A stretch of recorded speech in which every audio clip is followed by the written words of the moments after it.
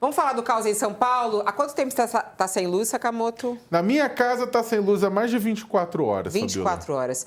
Ontem estive num restaurante à noite que eles têm uma outra loja que estava sem luz há mais de 12 horas, um prejuízo danado para um estabelecimento. Mas assim como o Sakamoto, como esse restaurante, como muitos outros, há uma situação gravíssima em São Paulo, é a nossa manchete principal neste momento.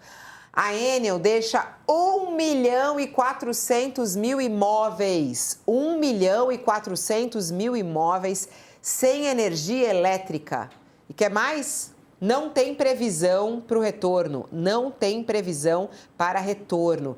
Essa é a nossa reportagem, manchete principal do UOL neste momento, da Luana Takahashi, Gustavo Freita e Mariana Durães, falando sobre a situação em São Paulo. Após a passagem do ciclone extratropical, muita falta de energia e muitos transtornos na Grande São Paulo. A Enel informou ao UOL que não há previsão para a normalização do retorno da energia, né? Até ontem à noite eram 2.200.000 residências e estabelecimentos sem energia elétrica.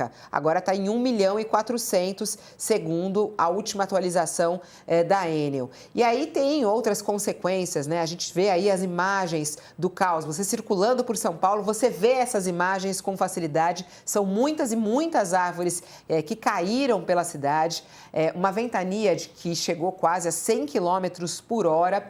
A Defesa Civil informou que os ventos na capital estão com velocidade de 64,8 km por hora, ainda nesta manhã de quinta-feira, ou seja, ainda trazendo problemas e dificuldades para a cidade de São Paulo. Ontem, o prefeito Ricardo Nunes ficou muito indignado, foi para cima das empresas, falou que ia fazer uma reunião com as empresas, que era inadmissível e tudo mais. Essa situação, falando também sobre a volta de energia. Vamos lá, Sakamoto, você já escreveu também sobre essa situação em São Paulo. Vamos abrir a coluna do Sakamoto, falando que milhões sem luz em São Paulo lembram que a culpa não é do vento. Porque a gente está vendo, eu até entendo, porque aconteceu uma ventania, né, ciclone extratropical, mas a gente está vendo em todos os lugares falando o vento causou, o vento causou, o vento causou. A Enel está causando. Tá? Vamos deixar isso bem claro. Não é? Porque é o seguinte, se você fala assim, uma vez perdido no tempo, tudo bem. É o caos, é o imponderável da Silva. Agora, vamos lembrar... o pessoal fala, não, eu tenho visto muita matéria dizendo que nunca ventou tanto em São Paulo. Não, ventou sim. Vamos lembrar, em novembro de 2023... 3 de novembro de 2023, os paulistas ficaram um tempão sem energia elétrica, milhões de paulistas ficaram sem energia elétrica, depois que ventos de até 104 km por hora atingiram a cidade de São Paulo. Muito se discutiu desde então que a questão não é o vento, mas é o quanto a cidade está preparada para isso. E aí tem a responsabilidade da empresa, da Enel, e tem a responsabilidade da prefeitura com relação à manutenção que tem que ser feita em ambos os casos, e tem responsabilidade para todo mundo, em ambos os casos, com relação a árvores, galhos que tocam os fios aqui e ali.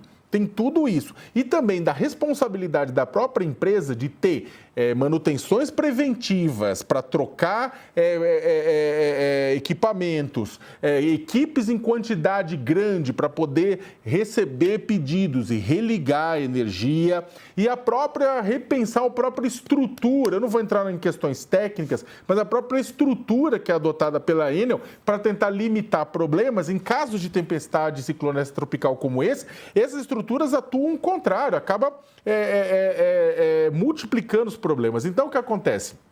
Em novembro de 2023, aconteceu isso. Depois, em outubro, 11 de outubro do ano passado, mais de 1.600.000 pessoas ficaram dias sem energia elétrica, quando também um outro temporal atingiu São Paulo. E agora, os ventos de 90 e poucos quilômetros por hora, 2.300.000 ficaram sem luz, 1 milhão e meio de imóveis ficaram sem luz, 1,5 milhão segue sem luz até agora, entre este que vos fala, né? Eu ainda tenho sorte de... Frio? Hã? Tomou banho frio? Eu fui tomar banho na casa da namorada que não tinha, que tinha energia elétrica, né? Mas aí o que acontece?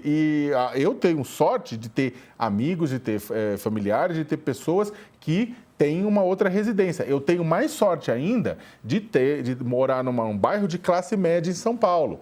Agora, quem mora na periferia de São Paulo, né, isso aqui já não, a falta de luz crônica nem chegou a ser uma novidade, já virou uma rotina.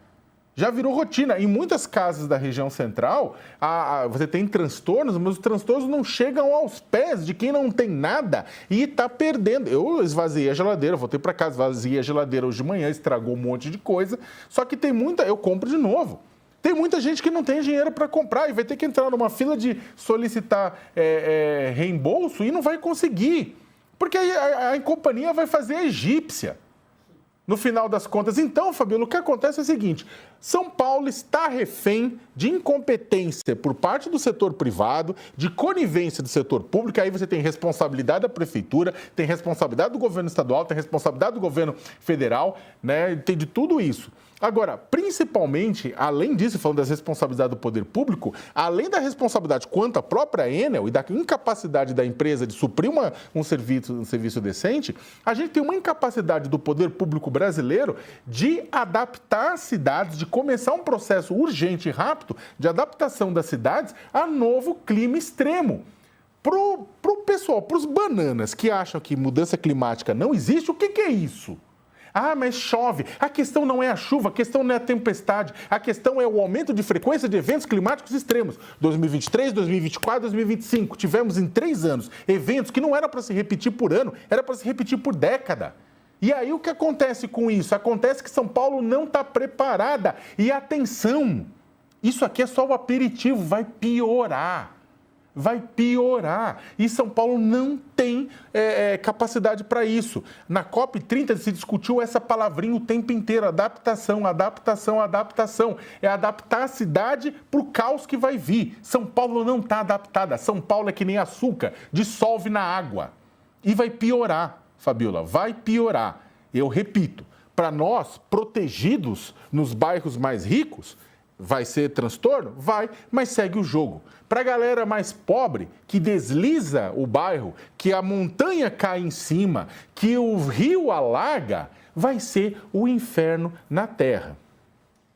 A situação é bem crítica, os transtornos na cidade são imensos, inclusive no aeroporto internacional e no aeroporto de Congonhas, inclusive. A gente tem aí, nesse momento, mais ou menos 61 voos cancelados nesta manhã no aeroporto de Guarulhos, aeroporto internacional de São Paulo, e também no aeroporto de Congonhas, que fica na zona sul de São Paulo. Já são 15 no Internacional e 46 em Congonhas. Os cancelamentos seguem pelo segundo dia. Ontem foi um transtorno, a quantidade de imagens que a gente vê pelas redes sociais do aeroporto aí são imensas. Além disso, o impacto também nos parques urbanos de São Paulo. O Parque do Ibirapuera, mais famoso da cidade, fechado e segue fechado hoje. Segundo o comunicado, a concessionária que cuida do parque informou que uma nova avaliação de segurança será realizada por conta justamente das árvores, o perigo das árvores. 12 parques urbanos da Grande São Paulo estão fechados, ficaram fechados ontem e serão reabertos para visitação. A reportagem completa está na nossa página dos parques que estão abertos e fechados. Bom, a Prefeitura de São Paulo, o prefeito Ricardo Nunes, acionou a Enel e está cobrando a Enel por esse novo apagão. A Prefeitura pede explicações, sobre isso. E a Enel, a ANEEL, já também notificou a Enel, A Agência Nacional de Energia Elétrica notificou a Enel na tarde de ontem e pediu esclarecimento sobre o apagão. Segundo a agência, a concessionária já sabia da formação de ciclone extratropical que impulsionou a ventania. É tão engraçado, Josias? Parece que a gente fica rodando, sempre no mesmo círculo, porque é sempre a mesma história. Como é que a gente vai resolver isso? Estamos, de fato, rodando como parafuso espanado, O consumidor nunca tem tempo para se refazer do trauma do apagão anterior. Ele é sempre submetido ao convívio com uma nova temporada de falta de luz antes que tivesse tempo de se recuperar do anterior, E já houve apagões, nós já comentamos aqui, apagões que atingiram mais de 200 mil domicílios, com o número das vítimas foi subindo, 1,4 milhão de imóveis, 1,6 milhão de imóveis, mais de 2 milhões de imóveis sem energia elétrica.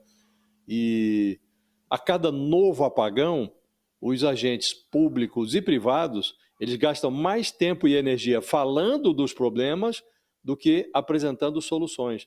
Então fica claro, Fabiola, que a escuridão será parte de um novo normal, que nasce do cruzamento da inépcia extrema com o clima irracível. E o pior está por vir, porque a inépcia não há sinais de que ela vá refluir, tampouco há sinais de que o clima voltará a ser o que já foi outrora. Não, a emergência climática está aí e tudo leva a crer. Tivemos agora a COP30, a impossibilidade de formação de consensos sobre a inevitabilidade, ou a conveniência, pelo menos, de produzir soluções para atenuar a emergência climática, elas não vieram, os consensos não se formaram, né? Então, o clima vai continuar irracível.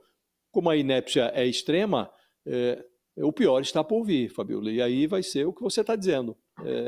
Sempre o mesmo enredo, sempre as mesmas lamúrias, as mesmas lamentações e as mesmas desculpas.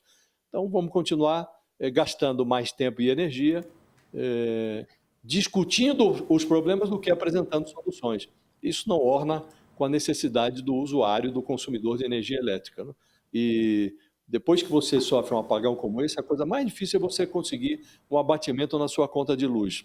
Se você acha que merece ressarcimento, porque estamos falando de estabelecimentos comerciais, estamos falando de residências que têm lá pessoas doentes, que por vezes precisam de um aparelho hospitalar para manter a vida das pessoas. Então, os prejuízos são intensos. Quando você precisa de ressarcimento, é uma saga, é um autêntico, é uma corrida de obstáculos para você.